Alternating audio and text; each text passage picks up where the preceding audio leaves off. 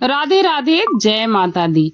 आज है गुप्त नवरात्र का 5वां दिन और आप सभी को इस गुप्त नवरात्र की बहुत सारी शुभकामनाएं।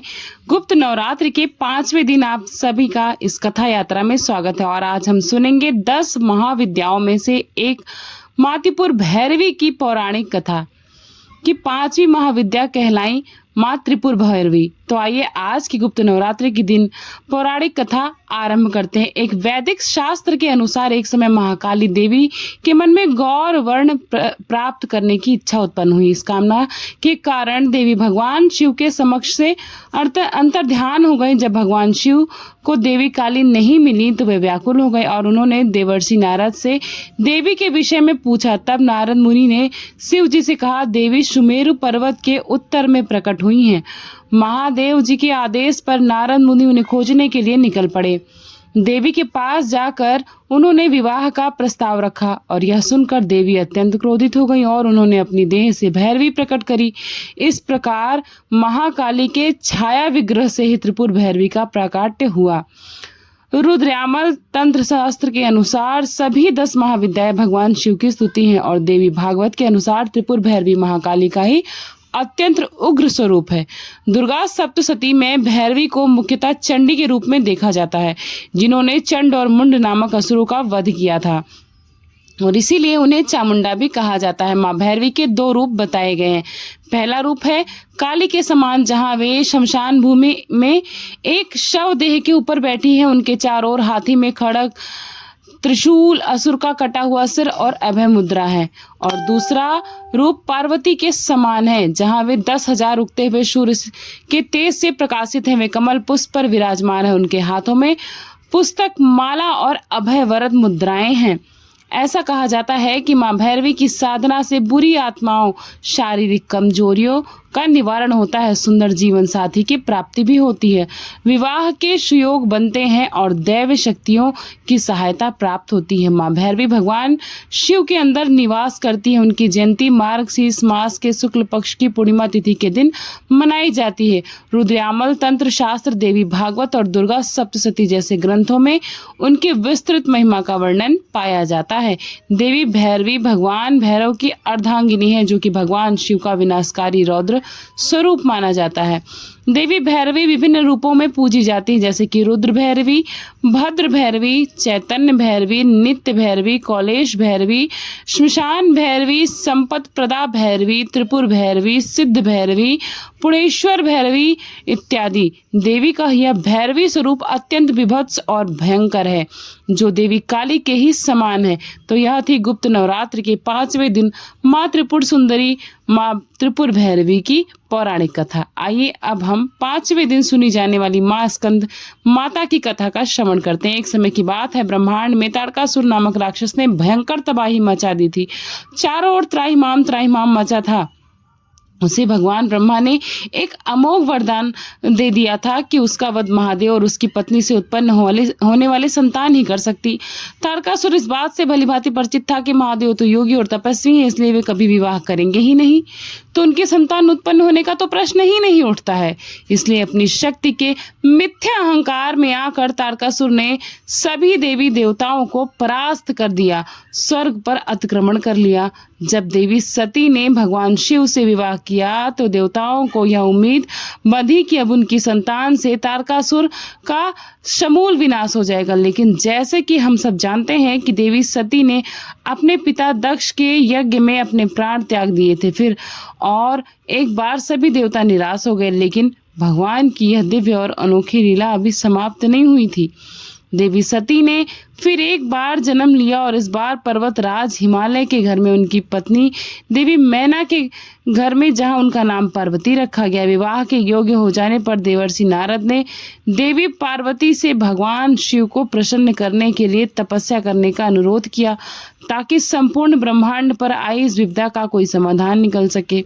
लगभग 3000 वर्षों की दुष्कर तपस्या के पश्चात महादेव प्रसन्न हुए और उन्होंने देवी पार्वती का पानी ग्रहण यानी कि विवाह उनके साथ स्वीकार किया। जैसा विधि विधान था, देवी पार्वती और महादेव ने एक शक्तिशाली बीज को उत्पन्न किया, जो कि आगे चलकर उनका पुत्र बनने वाला था। महादेव और देवी पार्वती का यह पुत्र साधारण कैसे हो सकता था?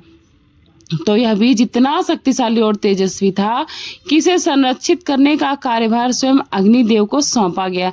लेकिन अग्निदेव भी उस शक्तिशाली बीज के प्रचंड तेज से अप्रभावित नहीं रह पाए और उन्हें संभालने के प्रयास में वे निष्फल रहे। अंततः उन्होंने उस शक्तिशाली बीज को देवी गंगा जी को सौंप दिया।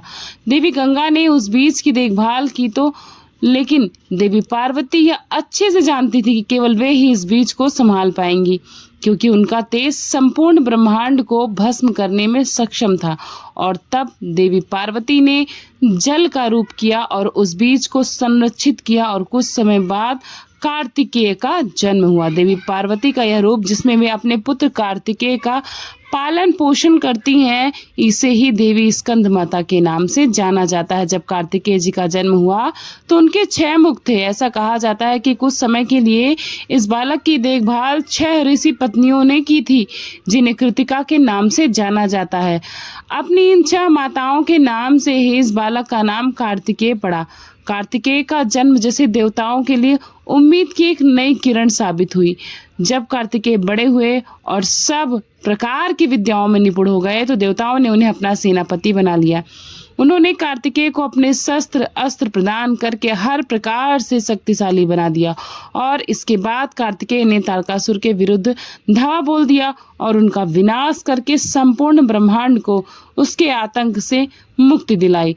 चलिए अब हम कार्तिकेय जी के बारे में आपको एक रोचक जानकारी और एक रोचक कथा सुनाते। एक बार क्या हुआ कि जब वे ब्रह्मा जी से विद्या प्राप्त करने के लिए गए तो उन्होंने ब्रह्मा जी से ओम शब्द का अर्थ पूछा।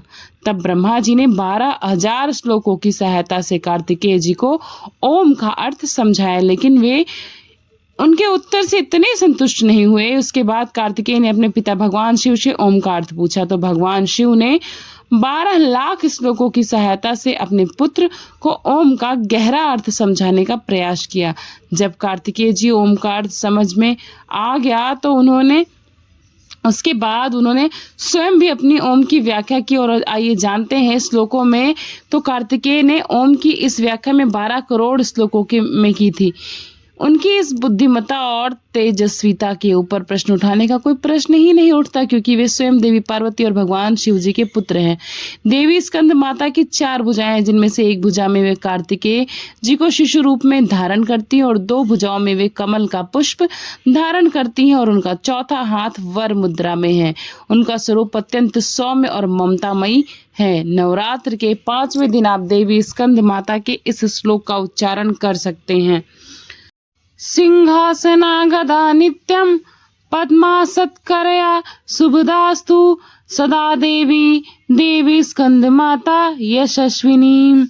देवी स्कंद माता को पीला रंग बहुत प्रिय है, इसीलिए इस दिन पीले अथवा सुनहरे रंग के वस्त्र धारण करना चाहिए।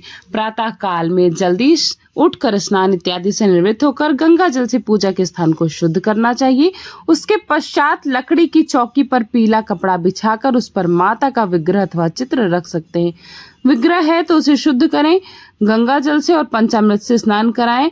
इसके बाद आप नहीं तो गंगा जल का छिड़काव करके उसके पश्चात वस्त्र अर्पण करने चाहिए। पीले रंग के पुष्पों से उनका श्रृंगार करें। भोग के लिए उन्हें पीले रंग के फल या फिर मिठाई अर्पित करनी चाहिए। माता रानी को धनुष बाण अर्पण करना बहुत शुभ माना जाता है। शायद आपको यह जानकर आश्चर्य होगा कि देवी स्कंद माता को समर्पित केवल 2 ही मंदिर हमारे भारत देश में, एक है वाराणसी में और एक है विदिशा में।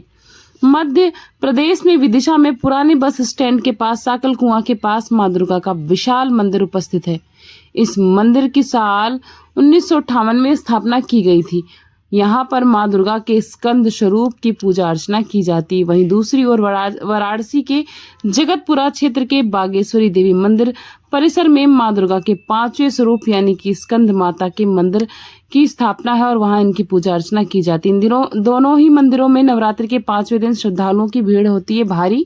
इस दिन माता की भव्य आरती और श्रृंगार भी होता है। ऐसा कहा जाता है कि देवी स्कंद माता के दर्शन मात्र से श्रद्धालुओं के सभी पाप नष्ट हो जाते हैं। तो यह थी आज की कथा और आज की संपूर्ण पूजा विधि। आप सभी को अगर ये अच्छी लगी हो तो वीडियो को लाइक करिएगा, चैनल को सब्सक्राइब करिएगा। मिलती हूँ नई जानकारी के साथ, नए अध्याय के साथ, नई कथा के साथ, नए वीडियो में। Thanks for watching. Purnima Kishore blog. Radhe Radhe.